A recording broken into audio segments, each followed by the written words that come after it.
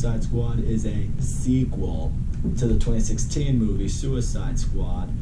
What it is in reality is actually a soft reboot. They just don't want to tell you that. This version, however, is directed by James Gunn, who's very famous for being the director of the first two Guardians of the Galaxy movies, and this movie follows pretty much the same plot as the original Suicide Squad did. You have Amanda Waller. She hires this, well, doesn't really hire, she recruits this group of criminals, bad guys, to go on this mission, this very dangerous mission, what many would consider a suicide mission, hence the name. And if they pull it off, they get 10 years off their prison sentence. They've got a magnetic bomb put in their head, so if they disobey her, she can, kablooey them and they'll die. Looking back on the movie Suicide Squad for a second, that was a movie that I was really, really nice to when I reviewed it. Let me explain myself. It came out in the summer movie season of 2016, which was a really slow, boring, all-around bad summer movie season. I look back on that and I don't remember a whole lot of good movies that came out. And when I saw Suicide Squad, I viewed it, I guess, as a self-aware comic book movie that I was able to have fun with. I guess in my mind, I thought that's exactly what it was. Along the way, I got it on Blu-ray, rewatched it a couple times, and then upon rewatching is when you finally start to see it for what it is, which is a pretty shitty comic book movie. And watching it a few times, you get a lot of clarity. I mean, really, it was just Harley Quinn and Deadshot that got any sort of character development in the movie. Everyone else just kind of got, left for dead. The story was terrible. The villain sucked. It's really just not a movie with much replay value. After watching it the second time after I got it on Blu-ray, I can tell you guys right now, I've never watched that movie since, and I don't care to. Going into The Suicide Squad, however, I did have a lot more hope for it. James Gunn being brought on as a director, I thought was the perfect director choice. I know when he temporarily was fired from Guardians of the Galaxy Volume 3, left work wide open for him, and DC was quick to snatch him up and be like, hey, come do The Suicide Squad. And he was like, yep, I'm on board. And I thought that was a perfect choice. I will say, where I was getting nervous, however, leading up to this movie is, well, similar to the Suicide Squad movie before this one, it's dealing with the same kind of situation, as in, this hasn't been a great summer movie season. I haven't seen a whole lot of really awesome movies this year. At least not the kind that you go to see in the summer. The kind that give you that feeling that, that wow, exciting factor that you look for in summer movies. Which had me like, oh man, now I'm going to go into another Suicide Squad movie, and I'm going to love it more than I should. And in reality, it's not going to be very good. I'm going to tell you guys, after watching this one, I feel pretty confident enough to say, even without another viewing, even though I will probably watch this movie multiple times since I've seen it, it's a really, really good adaptation. This is the Suicide Squad movie we deserve. James Gunn fucking delivered. I thought this movie was great. I had a fucking awesome time with this movie. First of all, what I really love about this movie is self-aware that if you see this movie, you probably saw the previous Suicide Squad. So it doesn't really dwell too much on the plot of it. Right in the beginning, you find out exactly what's going on. Group of villains, they gotta go on this mission, little, magnet bombs in their head. So you realize quickly, it's like, oh, okay, so they're basically doing the exact same thing in the previous movie. Not necessarily making the same movie, but, they're going with the same plot. Where I gotta give these Suicide Squad a lot of credit, however, though, is the focus in this movie. Every character in this movie, at least the main characters, the ones who are part of the Suicide Squad, they each get development. We learn a little bit about them. We see what their personalities are like, what their powers are like. We gain a lot more out of them, and it gets you more attached to them. Idris Elba's in this movie, basically playing, I want to say, the lead role. He plays the character Bloodsport. I heard he was originally meant to play Deadshot, but I guess they decided not to cast him as Deadshot just in case Will Smith ever wants to come back, which I actually appreciated. But Bloodsport is a very similar character to Deadshot, very good with a gun, good with a bunch of different weapons, kind of a hard ass, and, estranged from his daughter, who he wants to make a better relationship with. Although I will say Bloodsport was a little bit more hardcore and hard-edged than I think Deadshot was in the last movie. Idris Elba typically always kills it in movies. I mean, that's just what he is, and he does it again here. He's funny, he's completely hard-edged, he's a total badass. I loved seeing him in this movie, and what I also loved with him was his dynamic with the character Peacemaker, who's played by John Cena. Because what I really love with Peacemaker and with Bloodsport is they're very, very similar characters, you know? Similar powers, they're both very hardcore, like almost military edge kind of guys, you know, and they both have that alpha dog mentality. And they're both very good with weaponry, so many times in this movie, they're just trying to one-up each other, trying to outdo each other. There's one scene in particular where they kill a bunch of people, and it turns out that wasn't something they were necessarily supposed to do, and it leads to a really funny moment that is a bit over the line. It had me on the floor. I love their dynamic. I really love John Cena's performance of Peacemaker. I've said with John Cena, he can be a good actor if he's given the right role. I don't think he's meant for really serious roles, kind of like the one they tried to give him in F9. But roles like this, where he can play in an action movie and be a character who's got some humor, got some wit to them, but is a bit hard edge and a badass, he can fit that role, and I thought he was great as Peacemaker. In fact, you know what Peacemaker and Bloodsport's little, like, rivalry kind of reminded me of? The scene in Avengers Infinity War where Thor and Star-Lord are kind of trying to outdo each other or outman each other.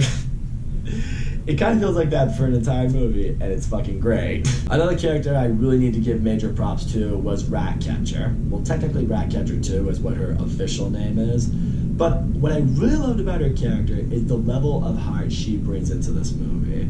I love seeing what she does with her powers. I mean, the fact that she can just call rats and you kind of see like, oh, that can be an effective power. Kind of like you think of, oh, how Domino says luck is her power, and you're just like, oh, yeah, luck is a power, and then you see it, it's like, oh, yeah, luck is a power. You think in this case, like, oh, she can control rats, big deal. It's like, oh, no, she can control rats. Shit. But what I really like seeing with her is she's always looking for the good in people. She's a very calm personality. She always seems like, you know, just the most pure person in this group. It almost has you wondering, it's like, why are you here? Like, in the sense, like, why are you with all these criminals? Like, what could you have possibly done? Like, you almost think it's like, was she just placed there because of her powers?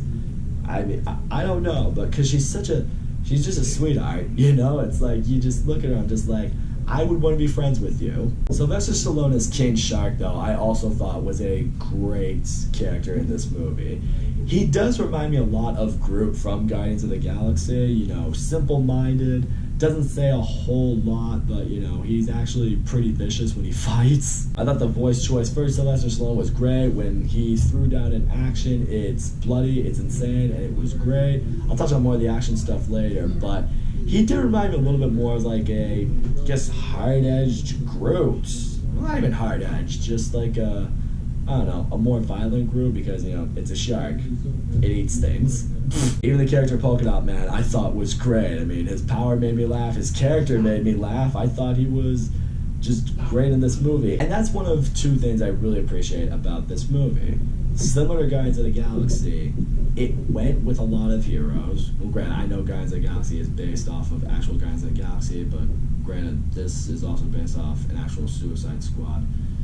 You get the point that I'm trying to make. This movie goes out on the limb to rely on characters, heroes, well in this case villains, that we don't really know about unless you're like a really avid comic book reader. This movie really scraped the bottom of the barrel for a lot of characters. And that's what I appreciated. The fact that this movie was able to stand on its own and be as good as it was with characters that not many people have heard of, I really think is impressive. They didn't need the big name hero to sell this movie, they just needed these characters to do what they do, and they did great. That's why I really gotta give James Gunn a lot of credit. He knows how to give not only a group of characters their own time to shine, their moments to stand out, their moments for you to get on board with really all of them, but at the same time, he doesn't necessarily need you to understand comic book origins in order to care about these characters. He will make that happen himself. But what I think I really love about this movie is we really get to see James Gunn as a director completely free. As much as I love Guardians of the Galaxy, and I will say right out the gate, I do like Guardians of the Galaxy a little bit more than this movie, What I appreciate here is, unlike Guardians of the Galaxy, which is a Marvel movie which is owned by Disney, you don't feel here James Gunn has been held back. Like, Warner Brothers looked at him and be like, hey, we're not going to put you on a leash. We're not going to say you can't do this, you can't do that. We hired you to make this movie. Go and make the movie exactly how you would make it. So here, we can really see just what he can do without any restrictions. And James Gunn, as a director, brings a great movie. Like Guardians of the Galaxy, this movie is fucking hilarious. But what I appreciate is this movie is a lot more vulgar, it's a lot more crass. It does edge over the line a little bit, similar to what I mentioned earlier. Like, there are some scenes or some moments that might offend some people over what happens. On the other hand, if you really like dark, fucked up humor like me, you're gonna be laughing your ass off. So yeah, I guess know what you are going into this. There might be some moments that could piss you off, but you know, the key word is, if you're not a little bitch about everything, you're gonna love it.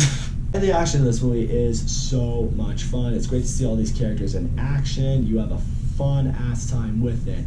And what I love is that this being rated R, it is some straight up violence. Like, you see a lot of bloody shit, people getting torn apart, blood and guts just flying everywhere. It's some intense shit. There are some kill shots that have you like, oh, fuck. It's really great to see, because as excited as I am for Guardians of the Galaxy Volume 3, knowing James Gunn is on board, I know we're never going to see something like this in that type of movie. So to get to see this, to get to see what is, in a lot of ways, an R-rated DC version of Guardians of the Galaxy, it's fucking awesome. The only real flaw that I would say I have with this movie is, I will say, in the middle, basically with Harley Quinn's story, because I haven't really talked about her at all.